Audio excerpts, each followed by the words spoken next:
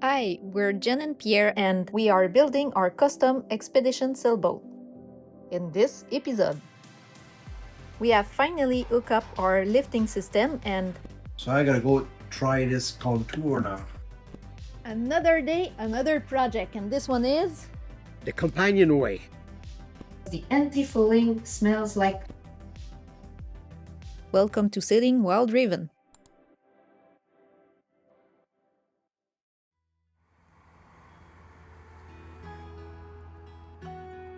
While I was walking with Jasmine, Pierre gave a first coat of antifouling on the keel and inside the keel box. This task needed to be completed before installing the tabernacle, the mast, and closing the keel box with the interior walls, and therefore limiting our access. There's much still to do before launching the boat, but this specific step needed to be checked off the list before other ones.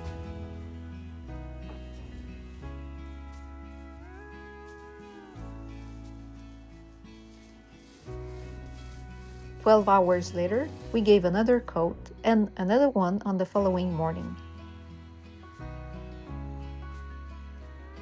Good morning, guys. So I'm going to keep going on the antifouling, and during that time Pierre is going to work on the inside frame for the hatches. So we still have a few to do, like these ones on the side there, the big round one also in the back. So that's the plan. And by the way, it's truly disgusting because the antifouling smells like vomit. It's gross, but it needs to be done. All right. I then continued to apply additional coats of antifouling every 12 hours and stopped after the 7th. Honestly, the smell was absolutely horrible. Even our neighbor wondered where that putrid smell was coming from. If you ever had a similar experience with antifouling, please let us know in the comment below.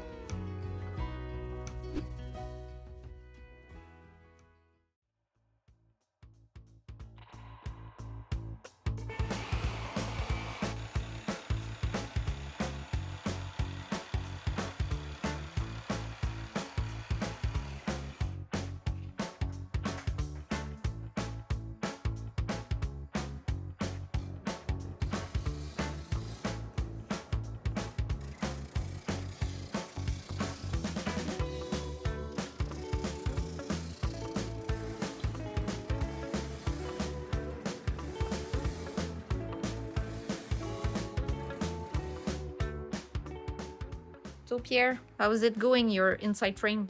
It's going. I got 4 more done today. 3 more done today. And I'm trying to do the long side one. But the stainless is not perfectly square. It's not cut square. So I gotta follow the contour. Hopefully it's gonna be looking good. The contour. The contour. So I gotta go try this contour now.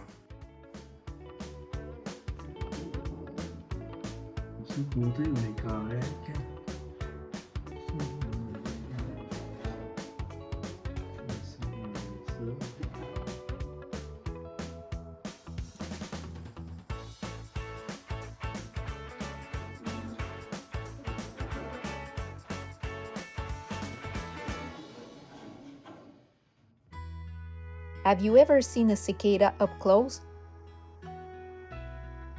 First time for me.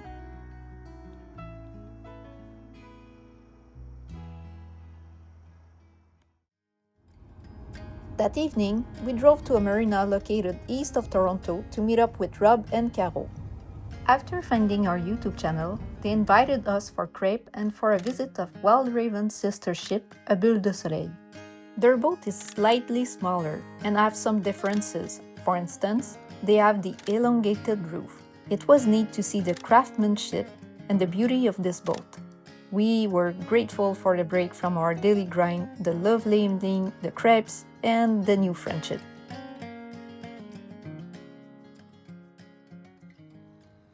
It's 7:15 and there is no sun touching the shelter. We are definitely into fall. It's been 100% humidity for the last few days. Every morning it's like that, and no, it did not rain. All right, the tabernacle has been installed. We would have preferred to have acorn nuts instead of the bolt heads, you know what we see there on top, but it wasn't going to be sturdy enough. We would have not been able to torque them to requirement, so bolt heads it is. And now that this is fixed, we have installed the lifting system. We're using pulley aligned and an ATV electrical winch. We also added a clutch to release some tension if needed, and it's working great. We have a bit more work to do on the keel box, so we will show you next time how it operates.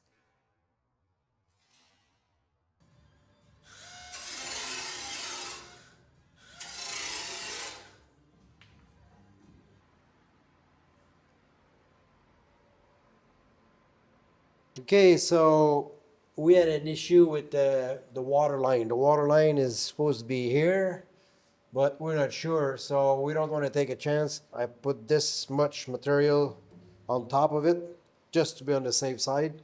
Now I'm going to seal the inside, and that's it. Then we can just cap both sides, and that project is over. So hopefully the clutch is strong enough to hold everything. So we're gonna do a test. I'm gonna lower it. It's locked in place now.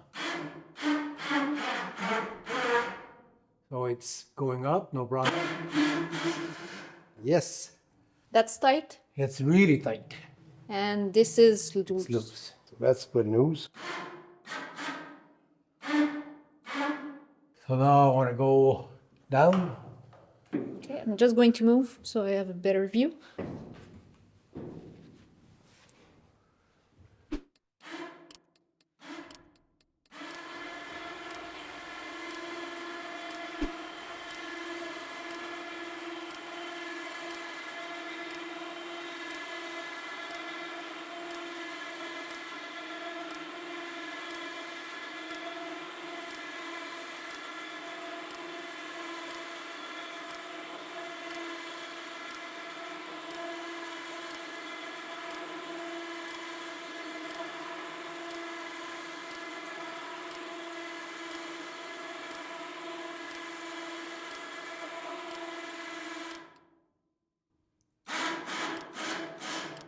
And that's it. That's it.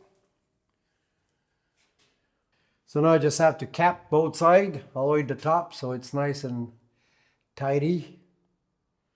And that's it. It's noisy, but we're not going to use it every single day, so it's probably not going to be as loud once the boat is insulated and it's not just an empty shell. A stainless steel plate has been welded on top of the box. The remaining opening will have a thick plexiglass so we can see if there's a problem and see the mechanism. There will be insulation added to that, and of course finishing material to make the keel box more elegant and pleasing to look at. We have received our hatch. It's a size 70, so that's going to be used for our Companionway.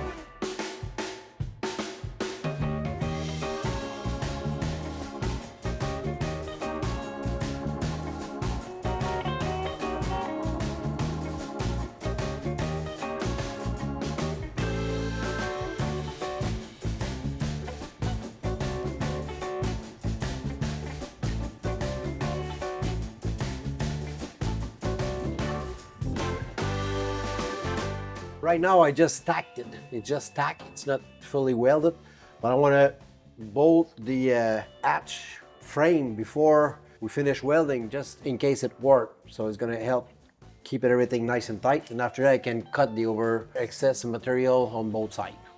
First, I gotta grind all these little dibs so it doesn't scratch or it doesn't interfere when we're gonna put the frame.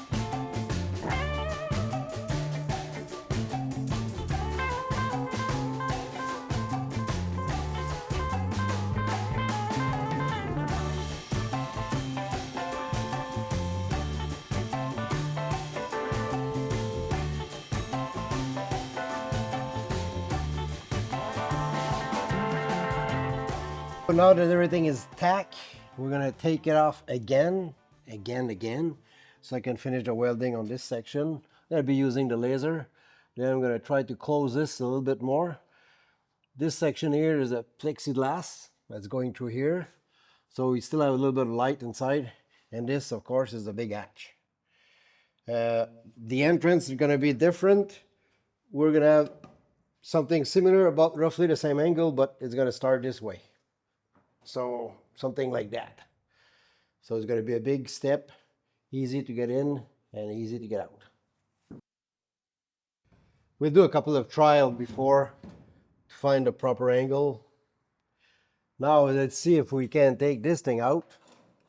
It might be more complicated than all the screws are removed.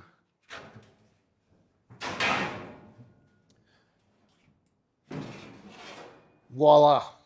So like this, we're going to be able to take everything off, give us a big entrance so we can drop some major equipment, and whenever it's time to go out sailing, we put that back on. You can see it's bolted all the way through on both sides. The inside is going to be insulated, this section also. So hopefully it's going to work. So far so good though.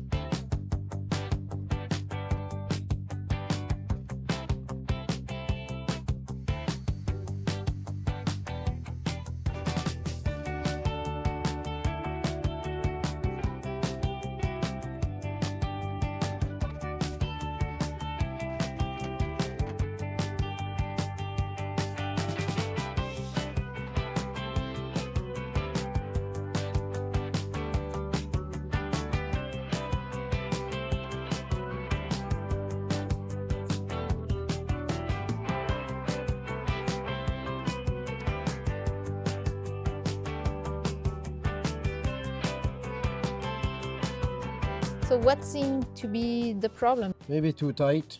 I just barely buff one side and it fits now. So it's not bolted yet, but back to square one. Mm-hmm. Finishing job.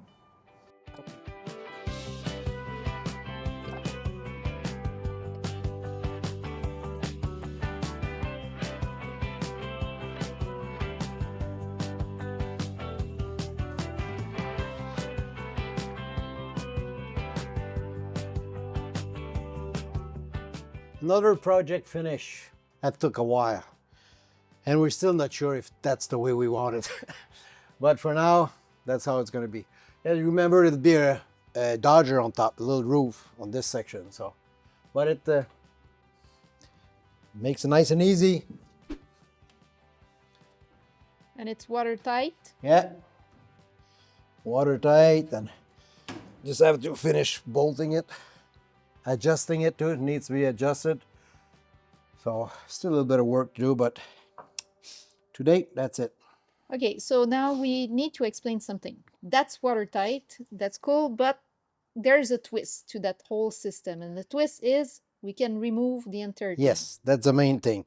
So if we ever have to bring something in, if we have to take something out without having to cut this section here, this entire section comes out. The entire window, the top part, everything comes out. It's only bolted on each side. So it's there. So in case we need to, who knows, maybe one day if we don't have enough solar power and we're up north and we need a generator, we're going to have to buy a generator. In order to put the generator in, it won't fit in here. But if we take the entire thing out, that'd give us 28 by almost 42 inches. So then that makes a big difference. And this is watertight. We don't have to worry about if big wave come from behind. And the other decision we took is to keep some kind of wall there. So we have a little bit over a foot, I think. Yeah, a little bit more than a foot. Yeah. And we'll be able to keep that hatch open different height if we want. Yeah. Also. There's a different way we can do it. We could put an actuator to it, or we can just attach it to the Dodger. Going to keep it as simple as possible. Yeah, it's a job well done. I'm glad it's over. I really like it. I hate stainless. I hate welding stainless. It always buckle. It's always have to be a little bit at a time, and so it is what it is. Yeah. Well, good job, Pierre.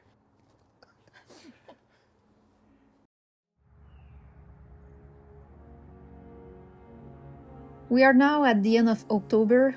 November is just around the corner. Each year, during the days leading up to Remembrance Day, our thoughts goes to those that give the ultimate sacrifice of their life to protect others and preserve freedom for all. We send our love and compassion to the veterans and active members who are living with visible and/or invisible scars and trauma, to their loved ones that also live with the aftermath of years of military services, and of course, to all the past and present victims of wars.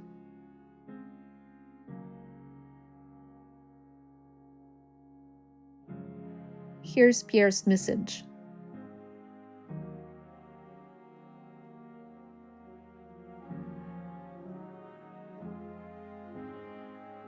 Tomorrow is November 1st, 11 days prior to Remembrance Day. Time to reflect on the past and all soldiers that gave their life so we can live in peace. To all the veteran, friends, family that suffered a loss and grieved their loved one, it's time to remember. We live in an uncertain world right now, with war growing around us, extremism, intolerance towards people from different race, culture, and religion. We are heading in the same direction that we did prior to World War II. Let's take that time to remember and don't make the same mistake. I'm a proud veteran that served in Canadian Army Forces with the Airborne Regiment. But today, I am worried for friends, family members that I influenced in joining the Canadian Army Forces. Especially the daughter of a very good friend of Jennifer and I, who is a captain in the Air Force, soon to be a major. I am very proud of them, but at the same time very worried of their future. to all of us around the world. Take that time to remember the fallen one, lest we forget.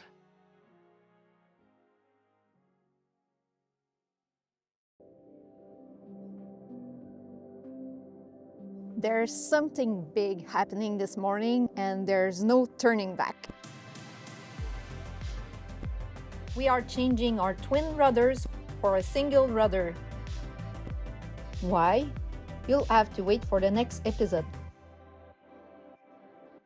Cheers!